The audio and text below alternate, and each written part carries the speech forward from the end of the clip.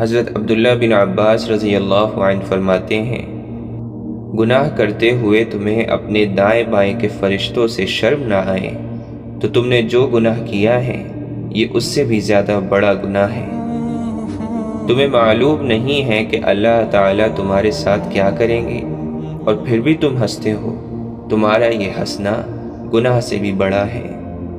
اور جب تمہیں گناہ کرنے میں کامیابی حاصل ہو جاتی ہے اور تم اس گناہ پر خوش ہوتے ہو تو تمہاری یہ خوشی اس گناہ سے بھی بڑی ہے۔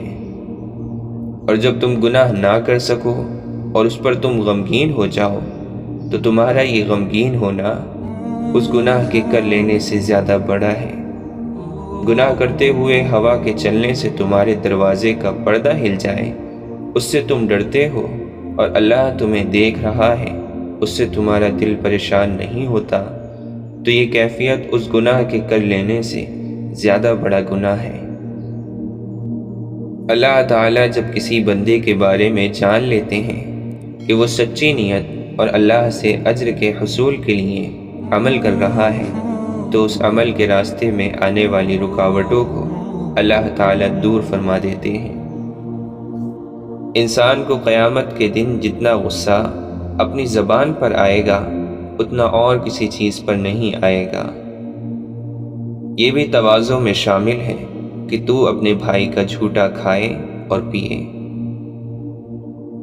حضرت ابو موسیٰ اشعری رضی اللہ عنہ فرماتے ہیں، اے لوگو، رویا کرو، اگر رونا نہ آئے تو رونے جیسی شکل ہی بنا لیا کرو، کیونکہ جہنم والے اتنا روئیں گے کہ ان کے آنسو ختم ہو جائیں گے، پھر وہ خون کے اتنے آنسو روئیں گے کہ اگر ان آنسوؤں میں کشتیاں چلائی جائیں تو وہ بھی چل پڑیں۔ جو قرآن کے تابع ہوگا اسے قرآن جنت کے باغوں میں لے جائے گا، اور جو قرآن کو اپنے تابع کرے گا تو قرآن اس کو گرا کر آگ میں پھینک دے گا۔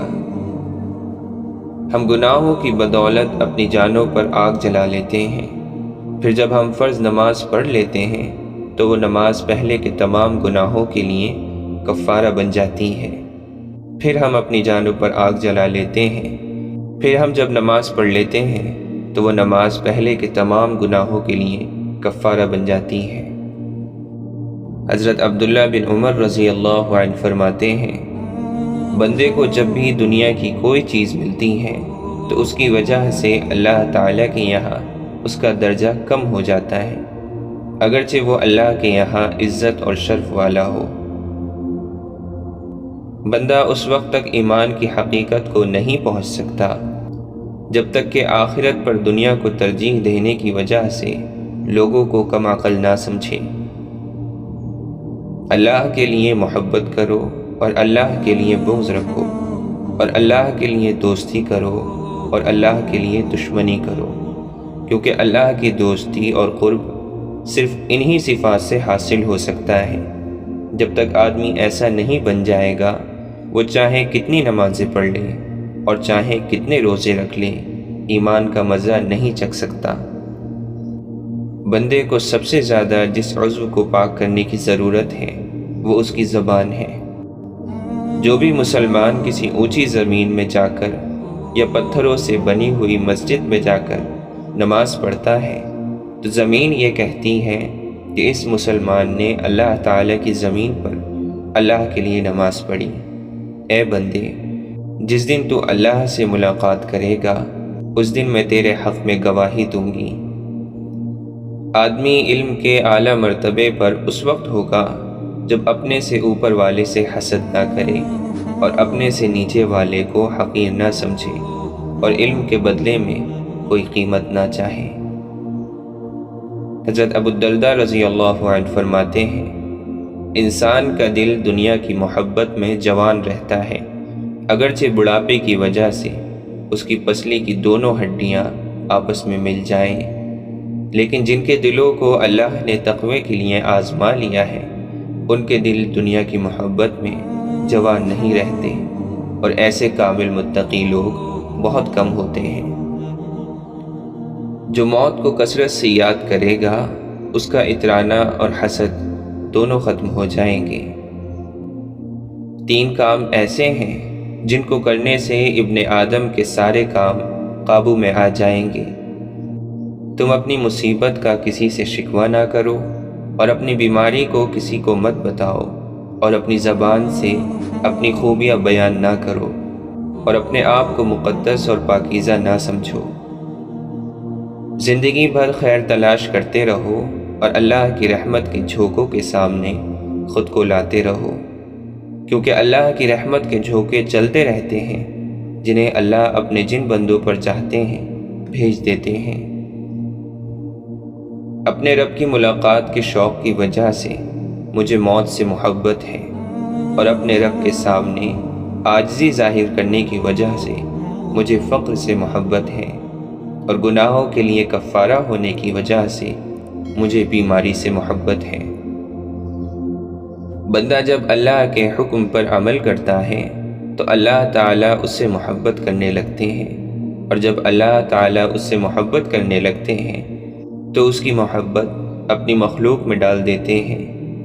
جب بندہ اللہ تعالیٰ کی نافرمانی والا عمل کرتا ہے تو اللہ تعالیٰ اس سے نفرت کرنے لگتے ہیں، اور جب اللہ تعالیٰ اس سے نفرت کرنے لگتے ہیں تو اس کی نفرت اپنی مخلوق میں ڈال دیتے ہیں۔ آدمی کے دینی سمجھ رکھنے کی ایک نشانی یہ بھی ہے کہ اس کا چلنا اور آنا جانا علم والوں کے پاس ہو۔ تمہیں سب سے بہتر وہ ہے جو اپنے ساتھی سے یہ کہے، آؤ مرنے سے پہلے ہم روزہ رکھ لیں، اور تم میں سب سے برا وہ ہے جو اپنے ساتھی سے یہ کہے، آؤ مرنے سے پہلے ہم کھا پی لیں اور کھیل تماشا کر لیں۔ بندہ تنہائی میں اللہ کی نافرمانی کرتا ہے، اس وجہ سے اللہ تعالیٰ اس کی نفرت مومنوں کے دل میں ڈال دیتے ہیں اور اسے پتہ بھی نہیں چلتا۔ جیسے تم لوگ بات کرنا سیکھتے ہو، ایسے ہی خاموش رہنا بھی سیکھو، کیونکہ خاموش رہنا بہت بڑی بردباری ہے، اور تمہیں بولنے سے زیادہ سننے کا شوق ہونا چاہیے۔ اور کبھی لایانی کا بول نہ بولا کرو، ہنسی کے بات کے بغیر خواہ مخواہ مت ہنسو، اور بلا ضرورت کسی جگہ مت جاؤ۔ انسان اس وقت تک متقی نہیں بن سکتا جب تک علم حاصل نہ کرے، اور علم کے ذریعے سے حسن و جمال تب حاصل ہو سکتا ہے جب اس پر عمل کرے۔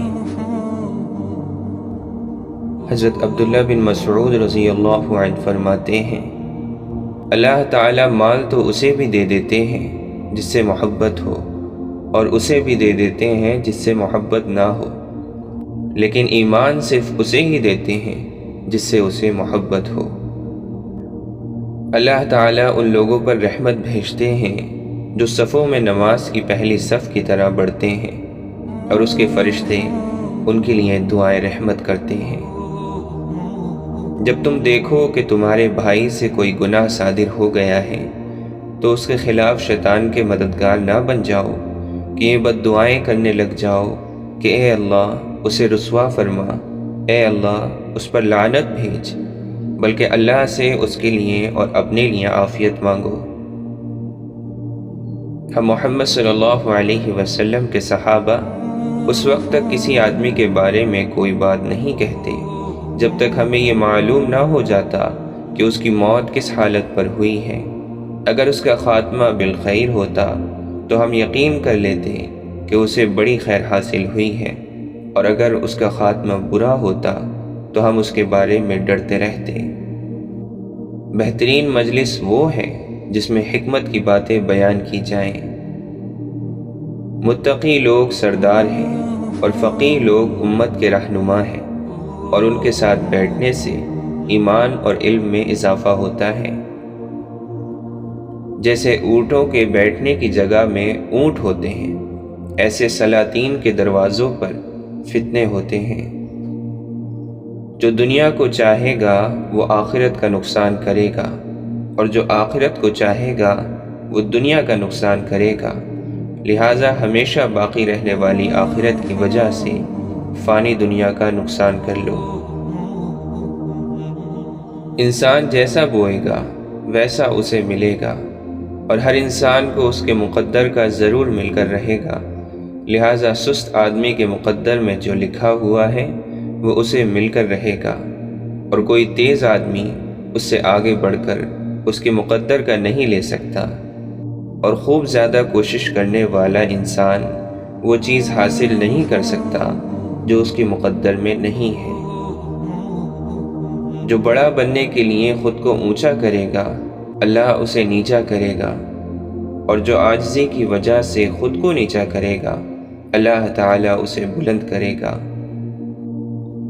مجھے اس آدمی پر بہت غصہ آتا ہے جو مجھے فارغ نظر آتا ہے، نہ آخرت کے کسی عمل میں لگا ہوا ہے اور نہ دنیا کے کسی کام میں۔